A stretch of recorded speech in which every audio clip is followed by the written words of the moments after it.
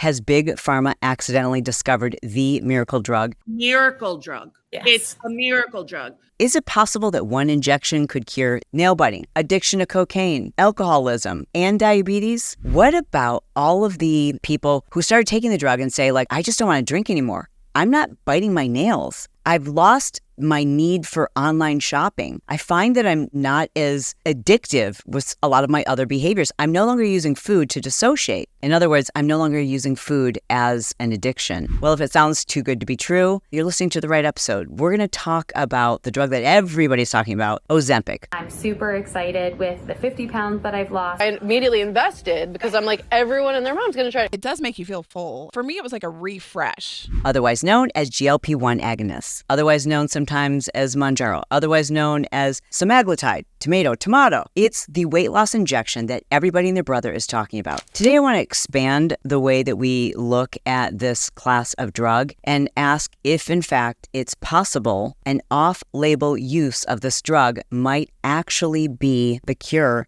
to some addictions. You know, I find that I don't really want to drink either, because I do believe I was addicted to food. I do believe I was addicted to sugar. Like you hear people talking about the first time they smoked meth or the first time they took heroin, they thought, I am never not going to do this. Well, that's how I feel about Mounjaro. Hey, I'm Chalene Johnson. You're listening to The Chalene Show. Thank you so much for being here. I am recording today from yet another hotel room because my husband and I are still on our journey, our 8 months of travel. And am I getting sick of all this travel? No, not really. I still really enjoy it. And I think I'm actually getting better at it. I've really enjoyed being able to read your comments and your feedback. And the one thing that continues to become a question in my community is the debate over semaglutides. It's an injection that was originally, as you know, as I'm sure you probably know, a drug that was originally approved in 2017 for the treatment of diabetes, that being Ozempic. But now, of course, it has been FDA approved for weight loss as well, and it goes by many different names. In 2021, the FDA approved Wegovy, which is basically the same drug, but using a different name, slightly different dosage for the treatment of weight loss. Other names commonly used for this class of drug are Trulicity, Ozempic, Wegovy, Mounjaro, Rybelsus, Victoza, and Tansium, just to name a few. It's not surprising that a lot of pharmaceutical companies are now getting in on the action. The question is, if you're like me, and maybe you're someone who's actually even considerate, maybe you're someone who is currently taking one of these weight loss injections. And by the way, there is now a new class of this drug that is taken orally. You might be wondering yourself, why wouldn't we be wondering, is this as good as everyone's promising? What are the side effects? What's going to happen long term? And more importantly, what about all of the perhaps anecdotal research or anecdotal reportings we've been hearing from people who started taking the drug and say, like, I just don't want to drink anymore. I'm not biting my nails. I've lost my need for online shopping. I find that I'm not as addictive with a lot of my other behaviors. I'm no longer using food to dissociate. In other words, I'm no longer using food as an addiction. So I have been really curious about this. Of course, in a previous episode, we explored the pros and the cons of Ozempic. We talked about how this class of drug works. We talked about why it is people are so angry. Many people are very, very angry because there was a rumored shortage. Apparently, there still are many shortages to get the drug, not just for people who have diabetes, but now there are shortages. There's demand for this drug for people who are taking it for weight loss. And because for the very first time in their lives, so many people have experienced relief from their food addiction. So many people for the first time in their lives, despite every diet they've tried and even lap bands and multiple other attempts to lose weight, they just were not able to lose weight. And for the first time in their lives, hundreds of thousands of people are saying, I'm finally able to lose weight and the side effects aren't that bad. And now I can't get it because everybody wants it. It's really interesting, in my opinion, how heated this conversation gets.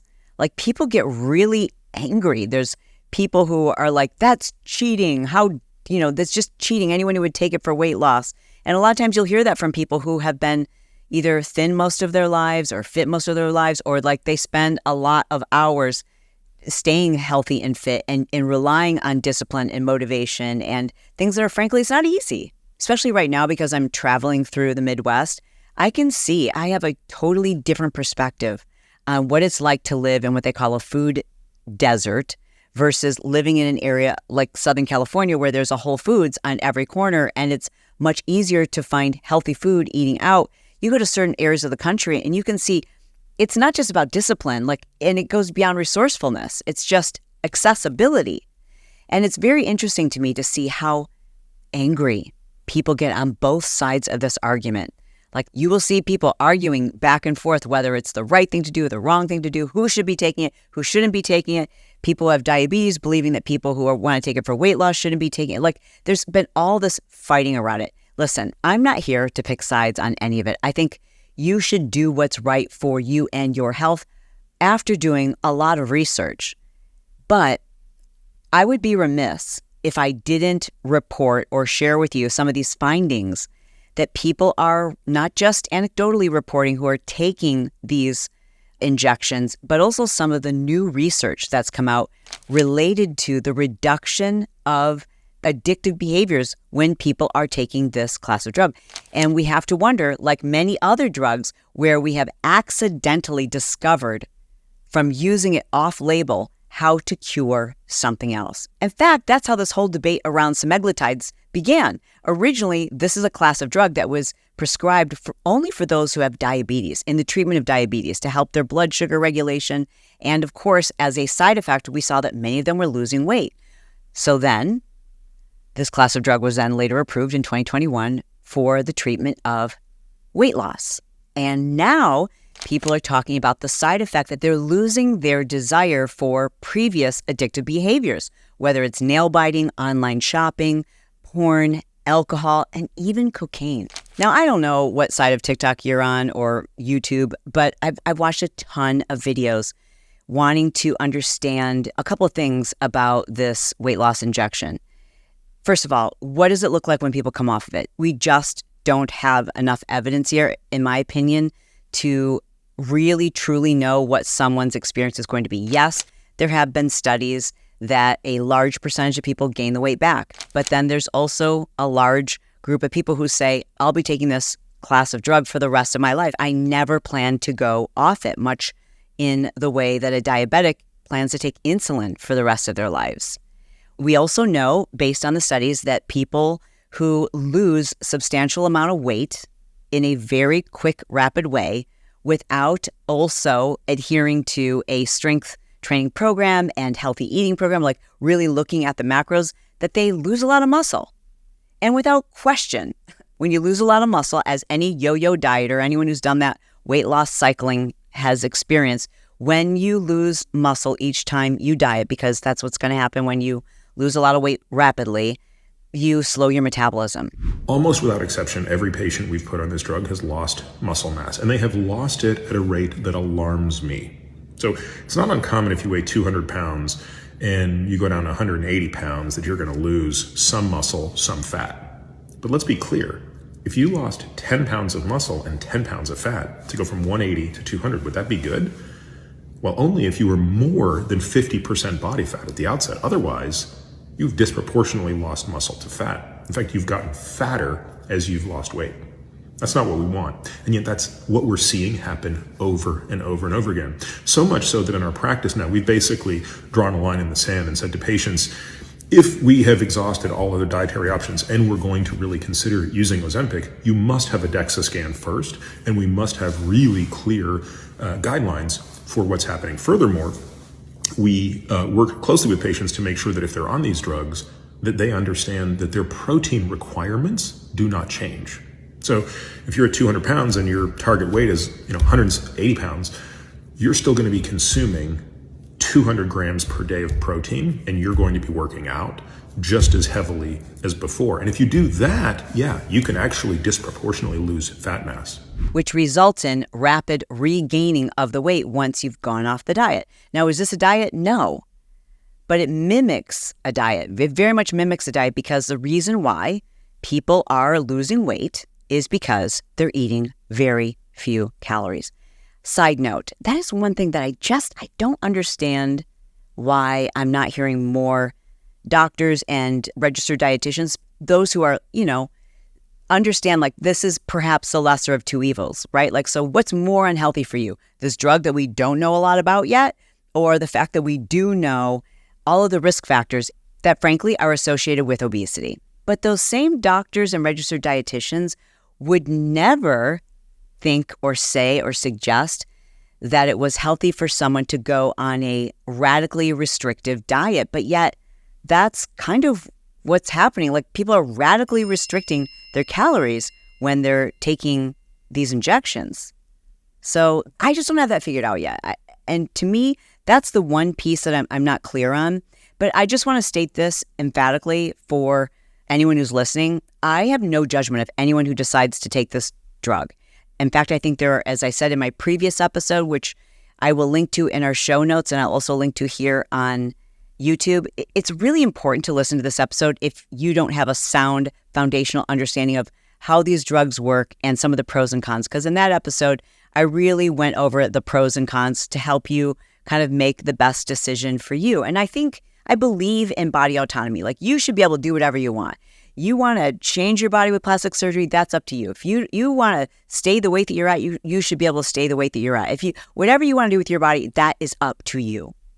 But if you're someone who's like, I have tried all of my life, I hate it, I've done everything, and I just cannot lose the weight, I know that it's impacting my health, I'm worried about my mortality, I'm worried about my health long term, and I've tried everything, it's not working, number one. And number two, you are also dealing with some addictions. I would myself give this a second look, not just because of the anecdotal reports that we're hearing like on YouTube and TikTok, etc. Now medical experts believe we have uncovered evidence that semaglutides might just be the secret weapon to fighting addiction.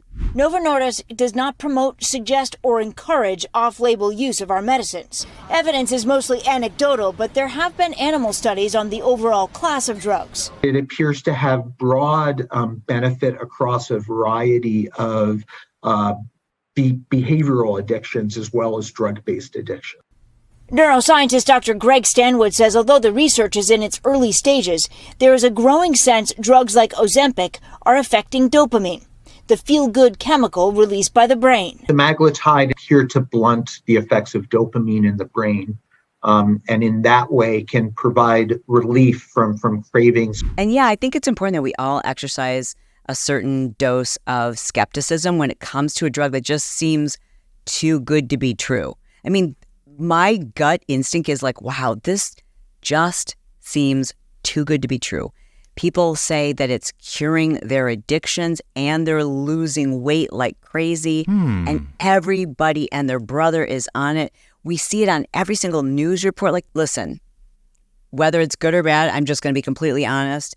I am always skeptical about Big Pharma. There's a ton of money to be made, a massive ton of money to be made. If something could possibly give you these kinds of benefits and it were all natural, I promise you it would not be on the news every single day. People would not be making TikToks about it, and you wouldn't hear celebrities raving about it because money makes people greedy and it makes people do dishonest things. Am I saying anyone's being dishonest? No, I'm just telling you it makes me skeptical.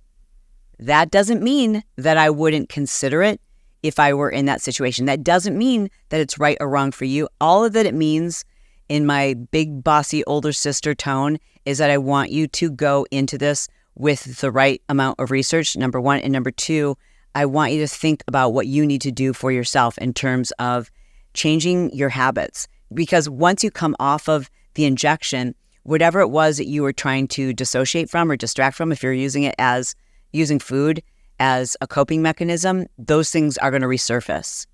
I still believe even if this is improving your health in the meantime, if this is helping you to quit drinking, if this is helping you to, curb some other life-altering addiction, that's amazing. But at the same time, you've got to work on what caused you to have this addiction in the first place. What is it we're trying to run away from? What pain are we trying to dissociate from? My mission is to help keep you informed. My mission is to help you open up your eyes. My mission is to, give you information and research, and also to remind you that, like, you have the world at your fingertips. Don't just rely on social media. Do your research, ask the questions, and most importantly, don't forget about your intuition. As a reminder, let's talk about some of the negative side effects of this drug. The first of which is the slow emptying of intestines. Many people report feeling fuller longer, which is a miracle for those of you who say you never felt full in your whole lives. Like, your body doesn't give you that satiety clue. It doesn't tell you, hey, we're satisfied, we've had enough. And I hear from people, listeners all the time, who say, like, I've never felt like I've eaten enough food in my entire life. Like, I never feel full. And I think unless you've experienced that, you can't imagine what that must feel like.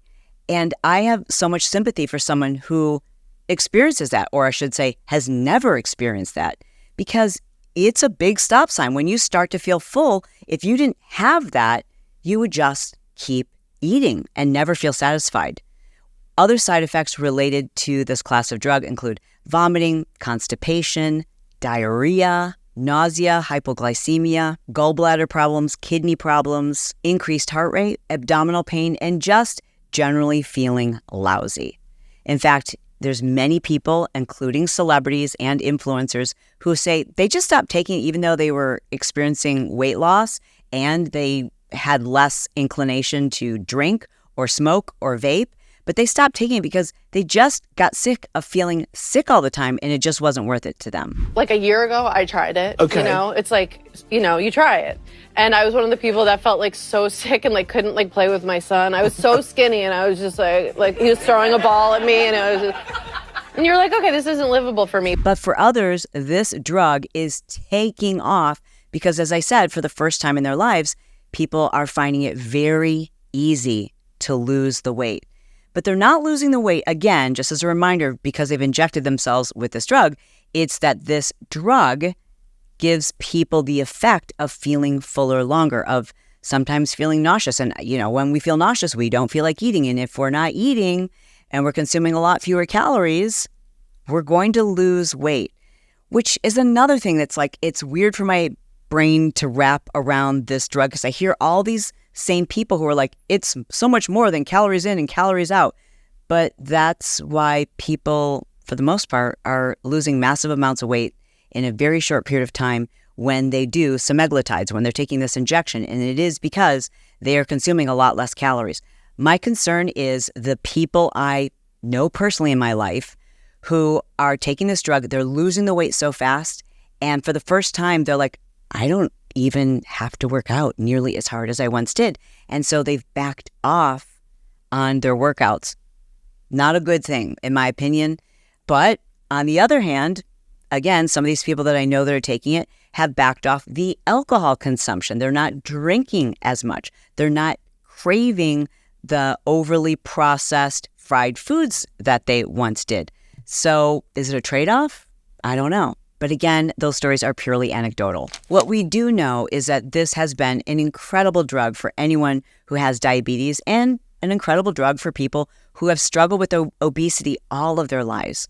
What we don't know is, does it truly have an impact on the area of our brain, the area of the brain that is drawn to reward, the reward receptor area of the brain? Does it have an impact on dopamine the way that drugs do? We do know that it improves a person's ability to control their glucose. And frankly, we know that it improves almost every single marker of health that otherwise is associated with a decline when people are obese. For months, experts have been hearing anecdotally people who are on these drugs talking about how they have this diminished desire for their addictive behaviors. The good news is researchers are now looking into if, in fact, this is the case.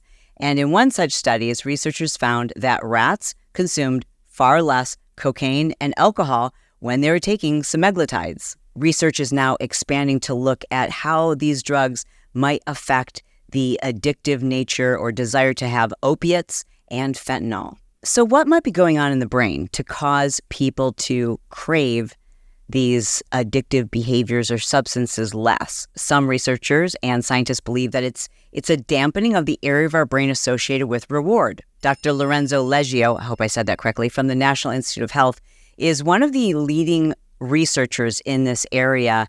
And he believes that one of the reasons why this is happening is because of the impact the GLP-1 agonist has on the transmitters in our brain that are associated with dopamine. He believes that GLP-1 agonists may influence interest in things like alcohol because they have an effect not just in the gut, but also in the brain.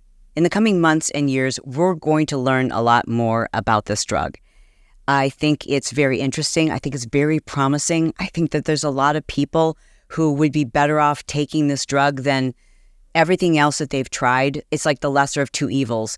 Would it be wonderful if people could just eat less, exercise more, and get to a healthy weight and kick their addictions without the need for drugs? Of course. But tell that to someone who's been trying to do exactly that for 40 or 50 years, or even 10 years, or 20 years, or even several years. Like, it can feel very frustrating, and it can ruin a person's life. It can rob people of their lives. And I just don't think it's anyone else's business to decide if it's right or wrong for someone else. I think it's easy for all of us to go, it's ridiculous for these already super thin celebrities to be perpetuating this idea of, a skeletal body as being the beauty standard. And I am just as discouraged as I'm sure many of you are to see celebrities and influencers who allegedly, because none of them will admit to it, well, some of them are admitting to it, taking these drugs just to get thinner and thinner because they're on TV or they're constantly being focused on in the media. But can you blame them? I mean, like, we've put them in these positions where all we do is obsess about their bodies, and we talk about, oh, she looks heavier this year, she looks thinner this year. Like, every single one of the housewives is rumored to be taking one of these injectables, and some of them are actually admitting to it. So, Dolores, how long have you been on the Ozempic? 6 weeks. 6 weeks? Yeah. It's actually Mounjaro. It's another part of it. Oh, that's the amped up version. Yeah. Oh, is it? Oh, yeah. You're that's the fast forward to Skinnyville. You're kidding. And reunions in 2 weeks. Yeah. Right. Wow. Yeah. And I do have a trainer. Love that. What'd you think of Jen Fessler's new? I mean, I was jealous. I called her every week to see what she weighed. Really? I was out of my mind. I mean, she's doing it too? Oh, yeah. And she is like... Is anybody not She's doing a different person. No. Right. No one's, She's I like- tell the truth, though, Marisol. Yeah, right. You should. Yeah. I know, yeah. One of the people who's been very open and outspoken about their lifelong battle with weight loss is Rosie O'Donnell. Rosie O'Donnell had a heart attack. Rosie O'Donnell has had a lap band procedure. And Rosie O'Donnell is one of the most outspoken advocates for Ozempic. Check out what she had to say. I want to be healthy. I want to not have to worry about carrying this extra weight. It affects every part of your life, not just the emotional shame and shade that you get from the world, but the physical wear and tear of the excess weight on your body and your heart. And I had a massive heart attack. And you know what?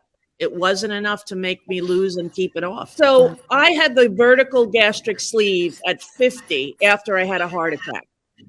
So probably at my heaviest was when I had my heart attack. And I was lucky to survive it. It was the LAD, the Widowmaker. And that was about 10 years ago.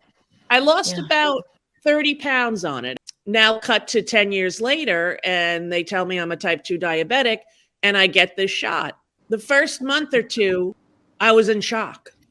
I could not believe the effect that it had on my thought process about food. I have been on it since December 16th, and I've lost almost 30 pounds, like 29 pounds. I'm not suffering at all. I called my agent after about 4 months on this, and I said, could you call Eli Lilly and tell them that I would be willing to be their spokesperson for free? I don't even want to be paid. I just want to be able to go out there and say, this will change your life. It's changed mine. Food noise, as people are calling it, had really run my life, and I didn't even know it until I took Mounjaro. And I'm not thinking like I used to, because I was on every diet there was, and any fix that I got, I knew it was temporary. I have found this thing that is so beautifully changed my noisy monkey chattering brain around food, And I want every woman who's lived like I have for 61 years to have the opportunity to try this and see if it works with their body. And then to be able to stay on it and not have to take out a mortgage. $1,000 a month is obscene. I mean, they're a multi-billion-dollar company, and this is really serving a community that has been largely ignored and ridiculed for decades. Sometimes on my TikToks, people will say, I'm so mad because I have diabetes. And I'm like, listen, I have diabetes and I couldn't get mine last week either. But do you deny the people who are feeling the same life-altering effects that we are? Do you deny that to someone because they don't yet have diabetes? You want to wait until they're 61 and they have diabetes and then give them this miracle cure? I don't think that's fair or humane. Well, all I think about this drug is I want to be on it the rest of my life. But not every celebrity or influencer wants the world to know that this is what they're using. And lots of celebrities are rumored to have had this dramatic weight loss because they're taking semaglutides. And that has a lot of people angry. People feel like that's fine that you're taking it, but at least be honest about it, because if you're not taking it, then you're making everyone else feel like they should be able to lose weight just as easily as you have. I don't know what the right answer is. I don't think that everyone has to be honest and share their medical history with the world. I don't think just because you're in the public's eye, you have to tell everyone what you're doing. I don't know. I'd love to know your opinion. So I have pinned that question. Do you think that people who are in the public eye, who have had a dramatic weight loss, do you think that they owe the public the honesty and transparency of how they're doing it? The bottom line is this: proceed with caution. I think there's a lot of promising research that we haven't yet seen. We don't yet know the long-term effects. We just don't. You know, there's nobody out there who is suffering in that way and doesn't wish that they didn't have to, you know? And so I think it's really easy for people to judge. And one of the classes of people who I think it's still accepted to discriminate against people and to have these negative thoughts and preconceived notions about someone who's overweight, that they're lazy, they are overeating, they haven't tried. You know, we make all of these assumptions, but you actually don't know until you've been in someone's shoes. You don't know what's going on with them medically. You don't know what's going on with them from a genetic standpoint, hormone standpoint. You just don't know. And I think if there's something out there that can save lives because it helps you with your physical health, but also your mental health, it's worth exploring. It's worth looking into. It's worth you talking to a qualified medical professional, doing your research, and finding out if this is the right alternative for you. We're going to learn more. So continue to keep your eyes peeled. Look for that research. I'll continue to update you here on The Chalene Show. I appreciate your feedback. I just ask that you not be judgmental and critical of a decision that somebody else decides to make for their body. We all should have the right to do whatever we decide is right or best for us. Lastly, if you yourself have been on this journey and you're taking a semaglutide, whether it's Wegovy or Ozempic or any of the others, Mounjaro, I would love to hear about your experience. You know, we keep hearing a lot of the positives. We don't hear so much of the negatives. And, you know, I think that's because we're so excited to hear that people have discovered something that finally works. Like, we're hearing doctors saying, like, holy cow, I've been treating people for weight loss for decades, and this is the first thing that ever seems to be working. I'd love to hear from one of you or many of you. If you've got a story to tell and you're willing to share it, we can do so anonymously. You don't have to use your real name. Please leave me a message at 949-503-9873. And you can leave a text message there or a voicemail message. And just let me know if you want your message to be anonymous. If you're willing to share your story, please also leave for me your email address, because we'd love to hear from you. All right, guys, thanks so much for being here. I love you. I mean it. And I'll talk to you soon.